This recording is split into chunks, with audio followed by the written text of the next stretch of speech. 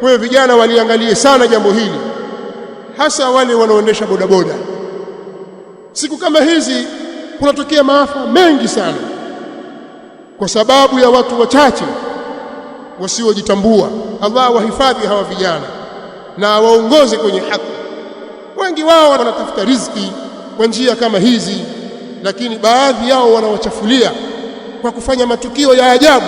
Wewe wapita mahali pana watu wazima, watoto wadogo, kwa mwendo wa kasi kabisa, kiasi ambacho unahatarisha maisha ya watu.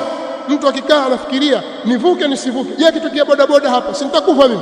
Na kweli matukio haya yanatokea. Kwa hiyo mnawatisha watu, sio wote, lakini muadhamu wa vijana, sehemu kubwa ya vijana wanaoendesha bodaboda bado hawajajitambua.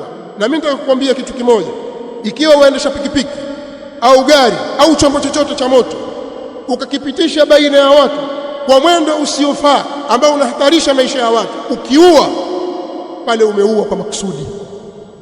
Mahali pa kupita spidi 40 ukapita spidi 80 ukamgonga mtu akafa, umeua makusudi, na malipo yake nyinyi mwayajua, Qur'ani imeeleza. Sasa kwa nini wewe ufanya hivyo? Unahatarisha maisha yako, maisha ya ndugu zako na rafiki zako na jamaa zako.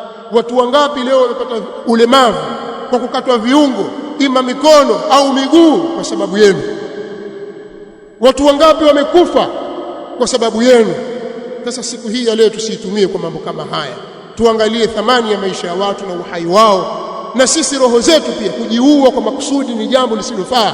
Hiyo skanka yako na bangi yako uliyovuta isikupelekee huko. Wewe ni Muislamu, kijana wa Kiislamu, wewe ni mwanadamu. Kwa nini unafanya mambo kama haya? Kwa ndugu zangu Waislamu, nimeona na haya pia niyaseme, kwa sababu kuna watu wana tabia ya kujitoa akili.